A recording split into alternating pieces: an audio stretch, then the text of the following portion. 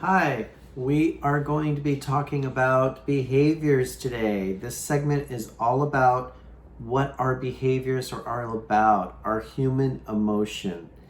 Okay, so there's going to be two segments in this presentation. So first of all, it's going to be another video following this video because we're going to go through the first part of behavior and then we're going to go through the second part of your hidden behavior, which we'll talk a little bit about in the first part. And what am I talking about? Behaviors? Well, behaviors is a human emotion that's usually triggered by a thought or a process that happens seconds before. And it can also be considered a trigger. If you've heard the word trigger before, trigger is when you're reactionary towards something. If you get triggered because somebody says a word or someone comments on something and it triggers you, that can be a trigger. So behaviors is our human emotions. It's the in our process of understanding how we react to what we react to. Sometimes it can be considered self-sabotage. If you've heard of self-sabotage, that stops you from doing something that you were doing. Or you may sabotage. How many times have people sabotaged their career or sabotage something that they were working for because they were trying so hard to reach a certain goal? And I have a whole theory about goals, how when you say the word goal, that can be enough of a trigger to bring on that self-behavior, to bring on that, what would you call it? Something that would not make you like resist and deflect and not make you challenge. So usually goals I call more of a benchmark because you're reaching towards that. It doesn't hit that psyche of I've got to do this and it's got to be right now. But with behaviors is when your behaviors happen, it can stop you from achieving what you want to achieve out of life. It can stop you from doing what is present right now, right in front of you, because your behaviors come up, your human behaviors come up, and it has a tendency to stop. It kind of gets involved with the ego. It gets involved with the neocortex, which we'll explain in the first part of behaviors, where it goes down into the amygdala. The amygdala fires off all these brain chemicals. So this is when people can be what we call hijacked, where you can get hijacked, and it can also be where you're going to react to that behavior. And we're going to talk about, again, we're going to be talking about action and reaction, and what reaction is all about. It's like I've got this shell on my desk, this little teeny tiny shell. Okay, so what you throw up in the air is the action. What you drop down, if I drop the shell down, is the reaction. Or me just grabbing that because I almost flew off my desk. And I really love this shell. Got it on the beach on Maui, on Big Beach. So special to me. Anyway, but that's the reaction. And we say whatever we suppress can progress, meaning if we suppress these emotions, well, the laws of physics, it's just going to come right back up. Or like gravity, you throw something up, laws of physics, it's going to come right down, right? Well, that's like your behaviors. We're going to learn how to deal with our behaviors, and not just deal, because we're going to heal our behaviors. We're going to understand our behaviors. There's also a saying, since I said deal, dealing and healing. You just don't want to deal with your healing. You want to heal. So what you do is you break these layers down and understand what that healing process is all about. And we got to kind of look at that yucky stuff too. And we have to admit, these are our feelings. This is what we feel. This is who we are.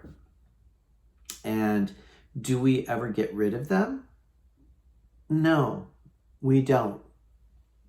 But we can honor what it is and we can heal what it is.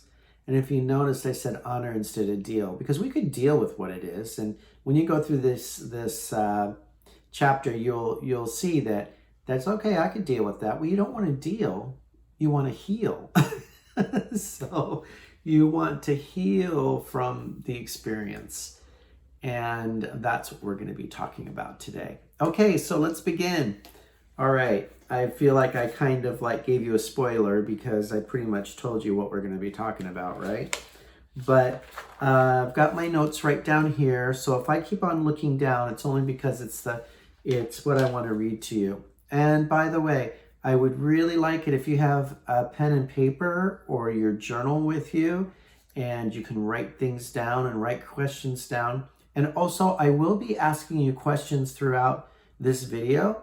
So feel free to pause it, because usually each question might take you about at least 2 to 3 minutes to write down. So don't have me just rambling on, because you'll miss the next step. Just put me on pause. And I promise you, once you take me off pause, I'll be rambling again. So it's all good. But really take your time with this. Behavior actually is a funny thing when you learn about behavior, because your ego is actually kind of firing off and trying to distract you from learning about behavior, which is a behavior. So this is a class that a lot of life coaches like to teach. It's actually not an easy class for us to teach too, but it's interesting in the sense of being aware of what's going on in the moment. And it's fun to teach you this. So let's begin. Okay. So I am going to flip my page to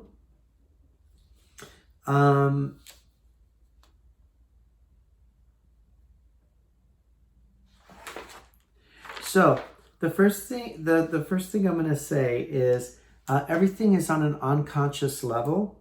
And it's behaviors that we've actually learned through childhood. And what the general understanding about that is, why does it stem all the way from childhood? Because it's a feeling. It's a feeling that we felt even between the ages of 1 and 3, when the brain was developing. You couldn't really speak what you wanted to feel at the time, but you could feel it, right? So that's where our innate human behavior comes from. It actually comes from our instincts, and that's why we have feelings. That's why we have that being part of us. We're human beings, so that's our being side. So the unconscious things that are stopping you, not only in your vision, but in general, are behaviors. So let's gain some clarity here and define behaviors. What is a behavior? When I say the word behavior, what does it mean to you? Behaviors are the ways in which we act. This includes actions and reactions. Talking about the shell, like I talked about earlier in the video, how actions, you throw it up, reactions, okay, now I'm going to gently drop it down since it almost rolled off my desk. That's the reaction. Okay. And so let's go deeper in defining these behaviors. Behaviors are directly connected to who... Okay, let me say this again, sorry. Behaviors are directly connected to how we relate to ourselves and what we learn through the meaning that the neocortex made up on each experience. Why would that be? Well, I was kind of talking about the neocortex earlier. The neocortex is what has all of our memories stored, even from 1 to 5, even from all the way to adult. The neocortex is where the I, our ego lies. This is where we identify things. We remember things through the neocortex to make sense. But the neocortex feeds into this little guy called the amygdala. The amygdala is what fires off. When we react to something, like when I said that we get triggered, that's actually a chemical response from the neocortex remembering something. It can be a feeling, it could be words, goes into the amygdala, which is the size of this little peanut, just right here. The amygdala can fire off all these chemical responses to our brains. We kind of call this brain science, where it's like it can fire off oxytocin, which actually could be a good thing. It could be rainbows and butterflies that you see when you're in that like dreamy state. It could be cortisol that comes from there. That's where it triggers you, and it's actually more irritating, and it can shoot off endorphins from here too, that shoot off into your muscles that make you tense, that make you tight. Or if you're hijacked and you want to run, it's that type of feeling. So all those chemical responses go in with our behaviors. It all starts from the neocortex, from remembering something from when we were young to now, or the one thought you had before that shoots you into a behavior. And we'll explain more of that while we go on. Okay, so let me go back to behaviors are directly connected to how we relate to ourselves and what we learn through the meaning that the neocortex made up each experience. And why would that be? Why would that be? Why would that create the experience? Like I just explained. So if you relate to yourself as, and I'm going to use a word like, I don't matter, or not a word of thought. If you relate to yourself as I don't matter, then how would you naturally act when you are either constantly or unconsciously stuck in that relationship to yourself? Again, there's the action and the reaction. So if you relate to yourself as I don't matter, then how would you naturally act when you are either consciously or unconsciously stuck in that relationship to yourself? So this is the perfect example of action and reaction. I don't matter is the action. The reaction is the feeling, the relating to yourself.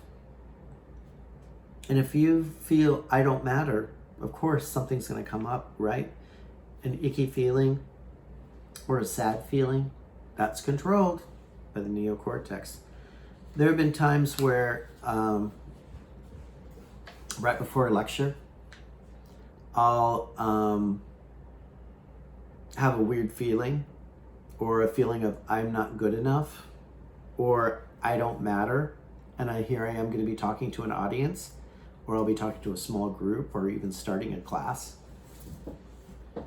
Well, there's something that's called speaking your truth.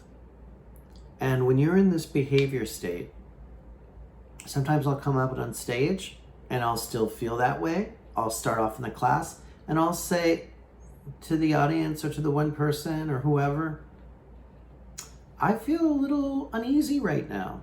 I feel a little self-conscious. I don't know why, but I'm just going to get through this. And sometimes it's good to be vulnerable and to admit that, because that gets it out. And you're not looking for a reaction from the audience. I'm not looking for like a little applause or a cheer or anything like that. I just need to get that out so I can get through my class. I'm having this vulnerability. I'm having this doubt that's happening, and I know it's all my ego and the neocortex and going into here, and it could be my behavior. But if I suppress that, then it's just going to get bigger, which means I'm just going to get more nervous, or I might stumble, or I might black out on something that I'm going to say. And usually those are caused from behaviors. Again, and we're going to be talking about this later in this chapter, but there's a thing called what you suppress will progress. neocortex means kind of like the action and the reaction, but a little different. It's what you push down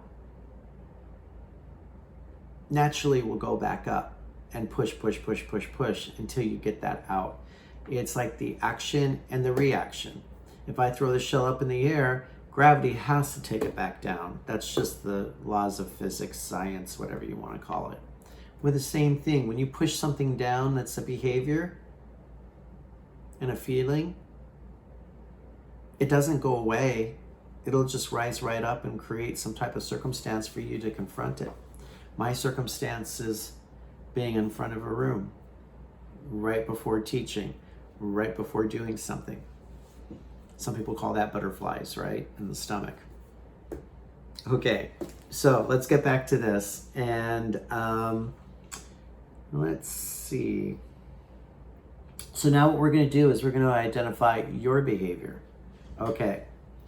So the purpose in this segment is to identify your specific behaviors, and we're going to identify at least 3 dominating behaviors.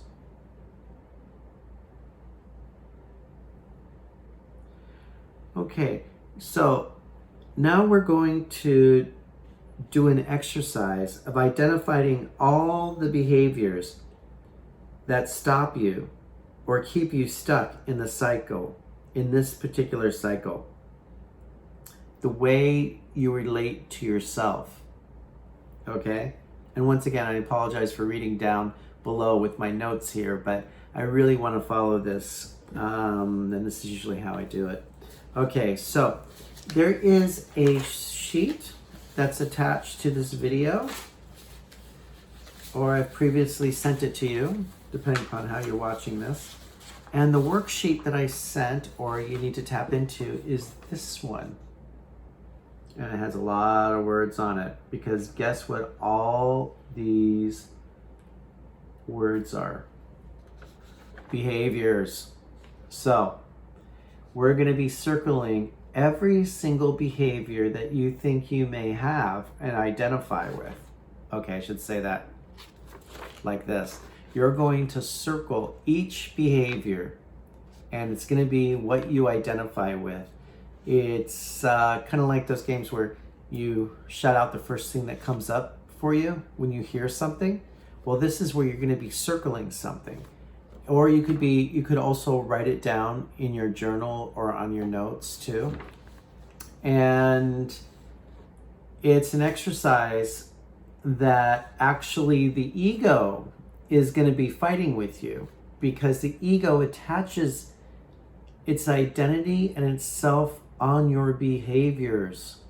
So it's going to be kind of tricking you when you read something like controlling. Well, am I really controlling? Maybe I'm not that controlling.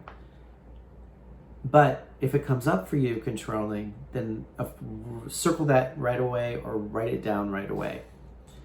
And also, I'm going to read all the words for you. So if for some reason you don't have access to this worksheet, I'm going to read it to you.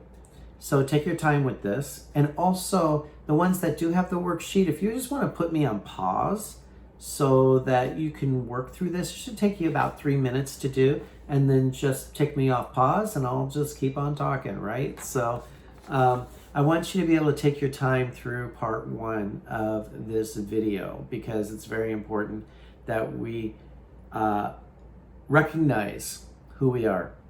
And even if you have any doubt, if you're going, well, am I that, am I not that? That's a behavior. That's where the ego is coming in. So go ahead and circle that if you have any doubt. Just circle it, because already the behavior is actually the doubt.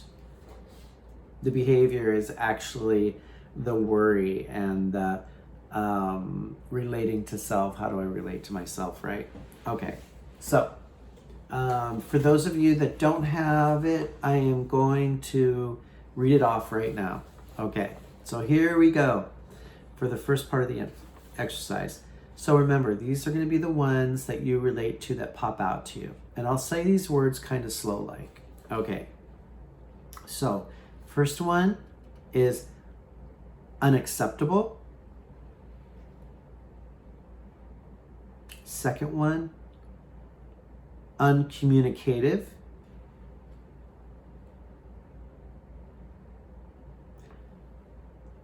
Inconsiderate. Unchallenging. Competitive. Compulsive.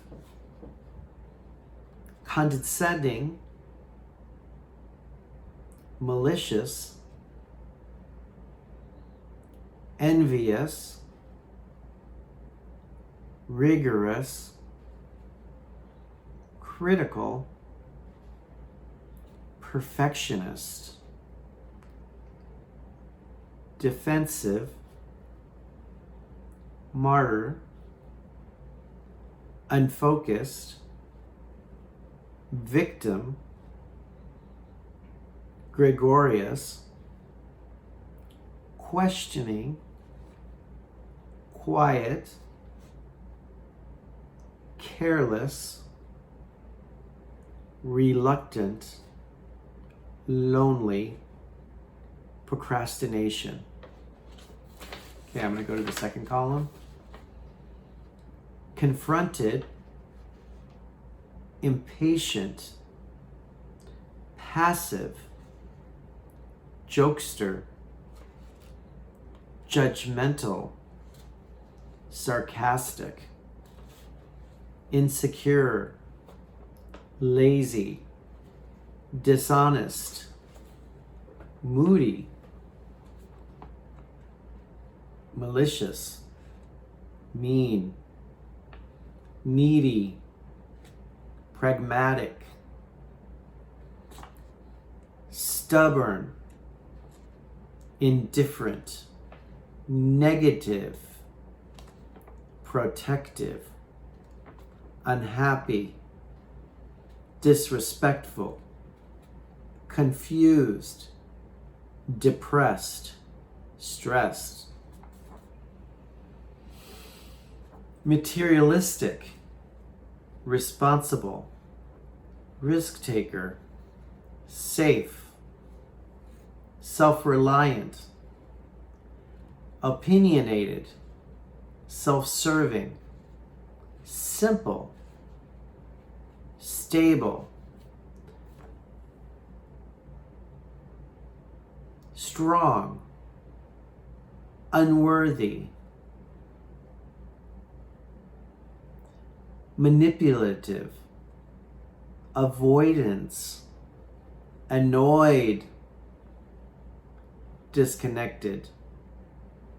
Glutton. Unreliable. Controlling. Weak. The last one, distracted. Now I've got to admit to you, I practically circled all of these.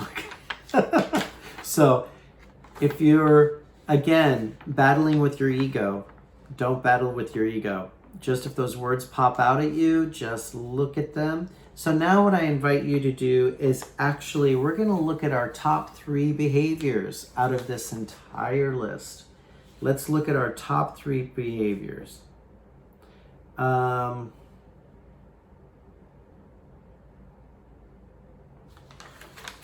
I'm just looking at my notes. I don't want to jump here.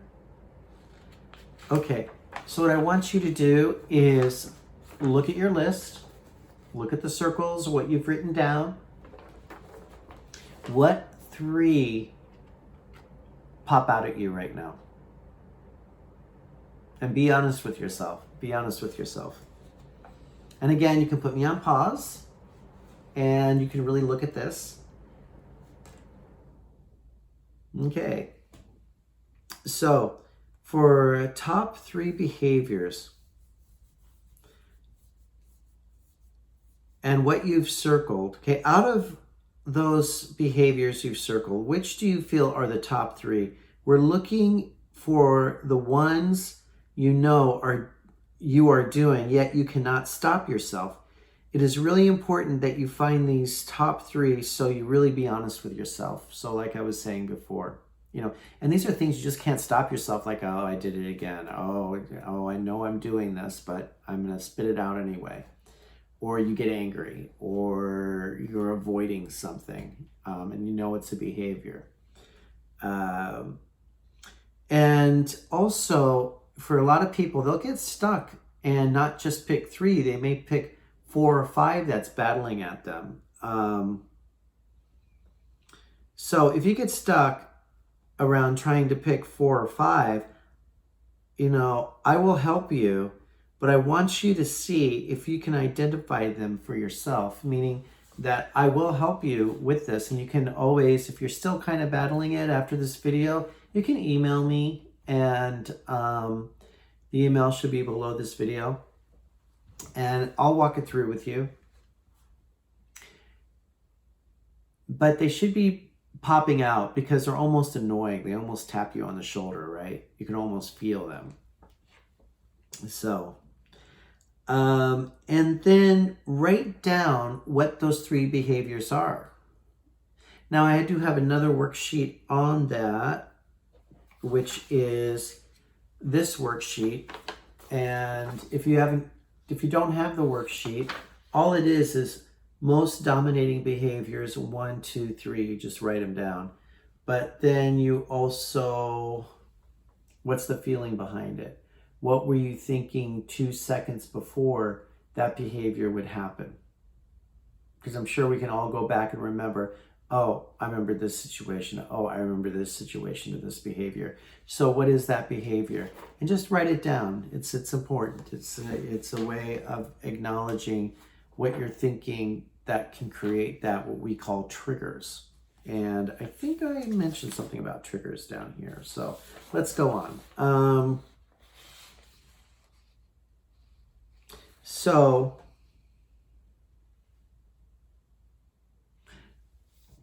with one of your behaviors, let's look at and I'm just going to say lazy behavior for a moment.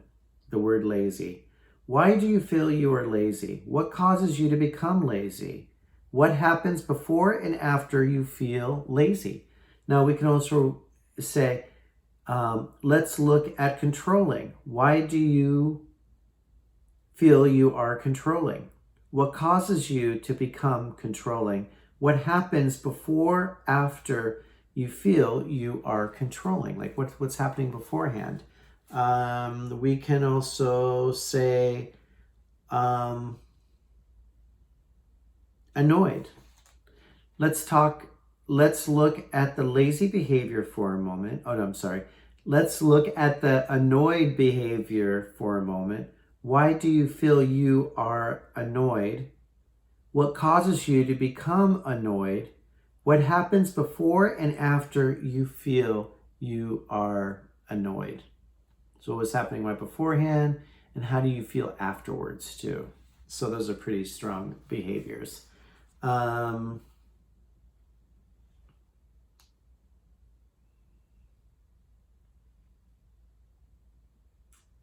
So give me an example of when you have been in the, let's say, annoying behavior. Write that down. Give me an example of when you have been in the annoying behavior.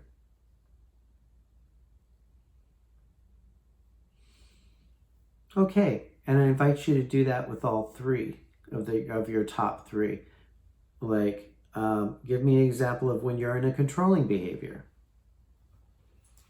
And give me an example when you're in an avoiding behavior. Okay. So what do we do with these behaviors, right? What do we do with them now that we know them? I mean, they're all right here. What do we do with them? Well, the hard part is you can't get rid of them. There always will be there. So now if we have the awareness, then we can focus in on them. It's like, how are you feeling about focusing in right now on your behaviors, especially the top 3 that we've identified? So, like I was just saying, in my notes I have, you can't get rid of them. You can't get rid of your behaviors. They don't ever go away. And if we try to get rid of them, we would be resisting them, and the resistance causes them to become greater. And do you know why? It's what I've said earlier. What you resist will persist. The shell again. What you resist, well, just like laws of physics, it's got to push itself back up. It's got to come up to the surface. Lands on the beach, right? Because with the shell, because what you resist will persist. It's that old saying of, if you ever heard this before, don't think about your nose. No, whatever you do, don't think about your nose. Don't think about it. Nope, don't think about it. And what are you thinking about? Your nose. And why is that? Because that's what's in the forethought of your mind. That's what's right here in the neocortex right now. You've been told not to think about it. And when we're told no, we're going to be thinking about it because we're thinking about not thinking about it. So it gets into this whole crazy 8 thing, right? Don't think about it, but you're thinking about it. Same thing with the behaviors. Don't think about your behaviors, but you're going to be thinking about your behaviors. It doesn't fully go away. So what do we do with them, right? So in order to think about something, you have to think about that thing. And the more you try to not think about it, the more you are thinking about it, like I was just saying. Hence, why you could only think about your nose, even though they were trying not to. This is the resistance. This is what resistance causes. And the behaviors are strong enough as they are. They are a part of you, and to resist them will only make them stronger. Yeah, just like I just said before, what persists will resist. Or what resist will persist. Okay, so what do you hear in that? What do you hear in what I just said? Or even when I tongue twisted it around and said the opposite? That for me is a behavior. Just slipped right into that right when I was even talking about it. You see, there's this thing with your ego, like I was talking about before. The ego will try, and even when you're trying to circle all those words, or you're hearing me read those words, the ego attaches itself to behavior to survive. It's the only way it can live. It's the only way it identifies it through the neocortex. It's the only way that you get the reaction from the amygdala, that little guy right there, send out all those wonderful chemicals to your brain on how you're going to react. If you're going to see rainbows and butterflies, or if you're going to, go off or whatever, or be controlling, right? Because it's a behavior.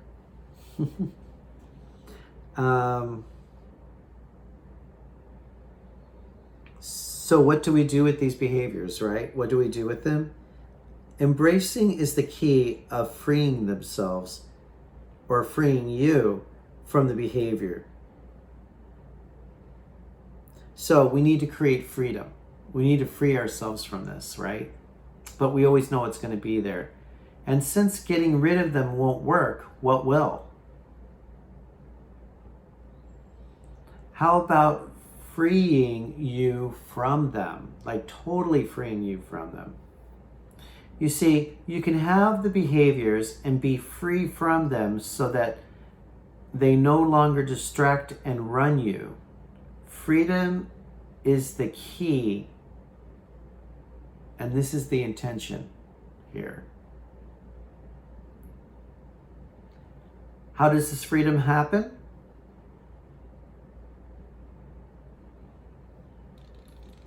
Embrace. You have to embrace and own what these emotions are and what the behaviors are.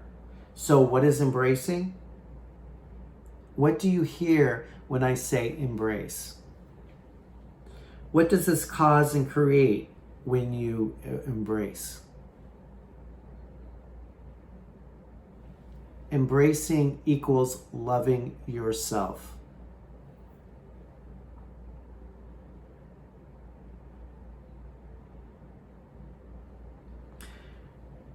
Surrendering leads to embracing.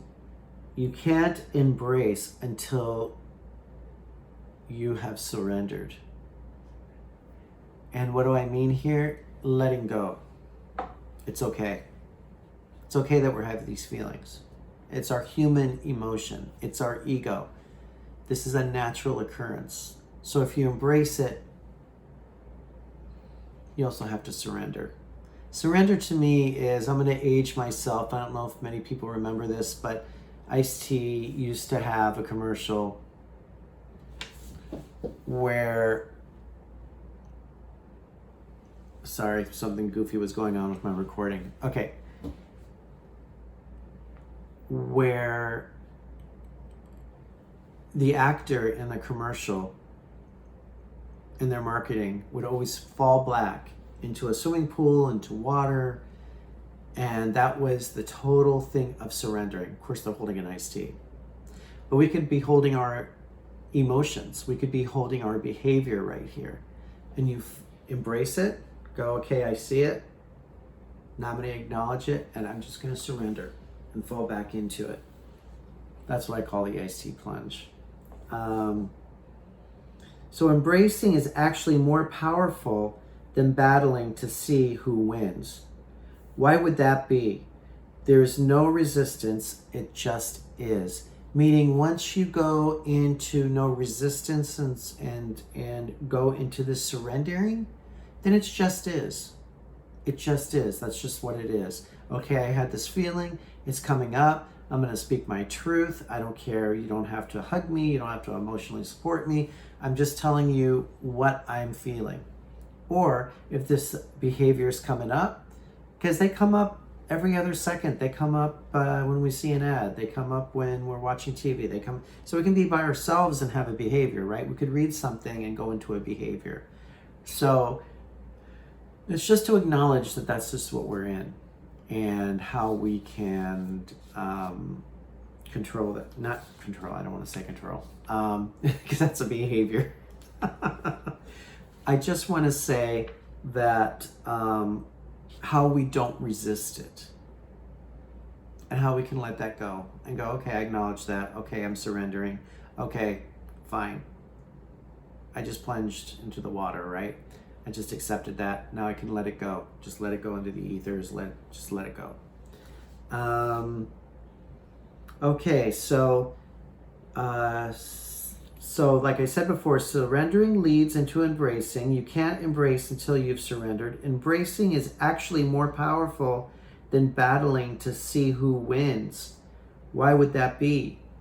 Well, again, what I just explained, and I know I read that before, but I just wanted to say that again.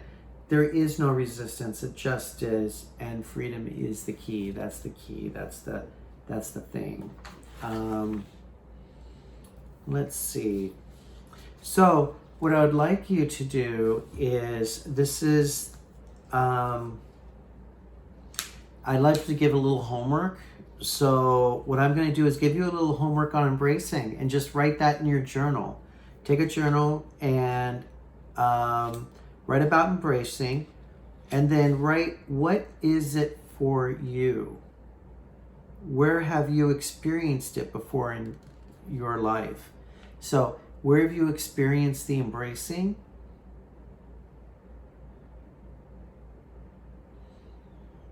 And what is it for you?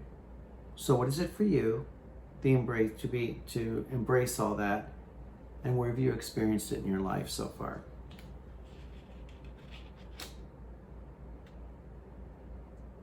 And also catch yourself in the behavior. Once or twice a day is great to start with. We start waking up to the consciousness of behaviors once we have identified them, right? Notice when the behavior happens and embrace the behavior through the following. Okay, so this is something else to write down. How do you feel when you embrace? How do you feel when you embrace blank? Meaning, how do you feel when you embrace control? When you embrace resistance? Where do you feel the embracing in your body? Where in the body do you feel it? Because you feel the emotion in your body, right? When we have our behaviors start, it's usually in the stomach. It could be short breathing. It could be tension. Where do you feel it in your body? It could be a slight headache.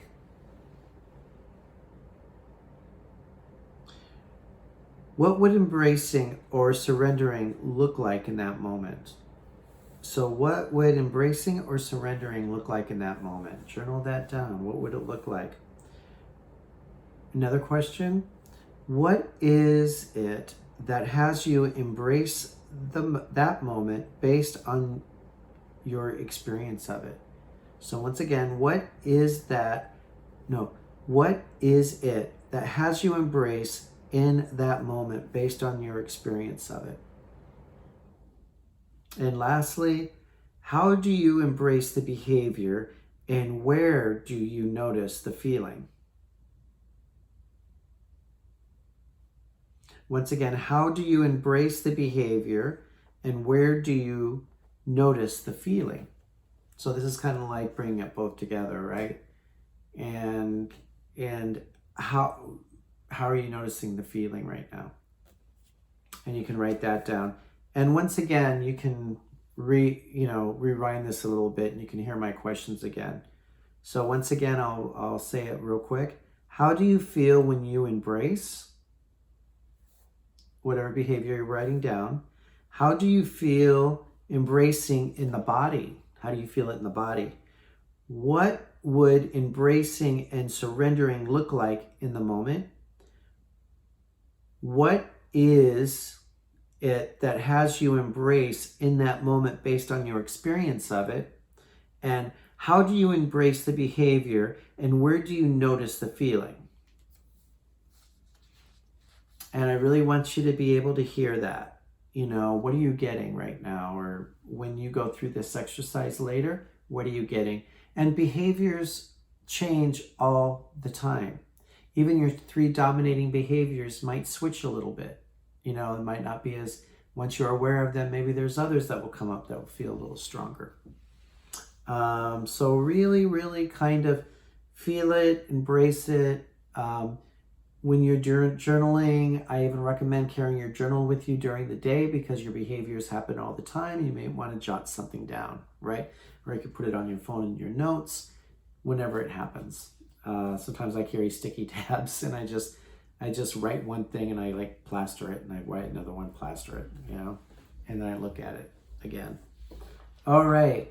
So now we're going to be talking about triggers. Like I was talking about before, when we get triggered and it's that 1 second thing you're thinking before, what's going on in that moment? What gets you triggered to have that behavior happen, right? Because it all happens in the neocortex. And I think in this segment, we actually talk about neocortex, don't we? Maybe not. Okay, so let me read this little ditty to you. When I say the word trigger, what do you think of?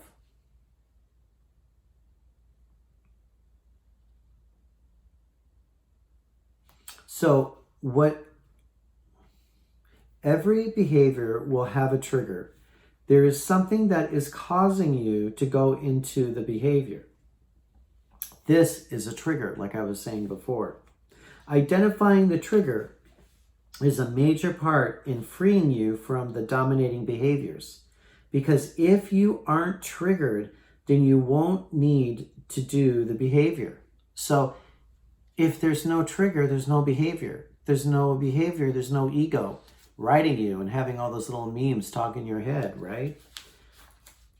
So for your last piece of homework, you'll be identifying your trigger. To do this, you will, 1, here we go, catch yourself in any of the 3 dominating behaviors. Okay, 2, Check in with yourself on what happened prior to the behavior coming on, like what was going on prior. It doesn't have to be the whole day. It's just literally a second to 3 seconds prior. What were you thinking? What was going on? So check in with yourself on what happened prior to the behavior coming out. Pay special attention to how you were thinking right before your behavior happened. More importantly, check in with how you were feeling right before the behavior happened. Like I said earlier, check in just right before, just that thing right before, because that's usually what snapped it. When someone said something, you saw something or heard something, right? Then number 3, journal about what you uncovered in the feeling and thinking. See if you can begin to notice a pattern. What do they mean about that? The trigger will always be a feeling that is connected to a thought. You want them, well, what is this saying? It's your feeling, because that will be, you just want to connect yourself to the feeling, because the feeling is going to be the thought. And that's what's going to activate all that. Okay, so I think we're finishing part 1. And also think about the value of this part 1 of behaviors in the class. And let's see, then we will start part 2. And I'll be doing that on another video. So that'll be the video following this. So it'll be part 2 of behaviors, okay? So this is part 1. And you can also take a break if you want. Just focus in on this for a little bit, do your homework, and then catch up on part 2. And then you can do part 2 and follow it through. Now, if you're in a class with me at this time and you're just catching up, then I do recommend you just going ahead and watching part 2 as well, because if you're doing this as a catch-up class and you're trying to catch up to the next level so you can rejoin the class. So don't take too much time on this if you're taking a class with me in the sense of your catch-up. But if you want to take time with this, sometimes I'll go 1 to 2 weeks and then do the next video. Really catch yourself on all your behaviors for this week and next week. And again, if you're in a class with me, then just go to the next video. But still do the homework. The homework's very important. Okay, so with that, thank you for joining me, and join me on part 2. See you in the next video. Thank you.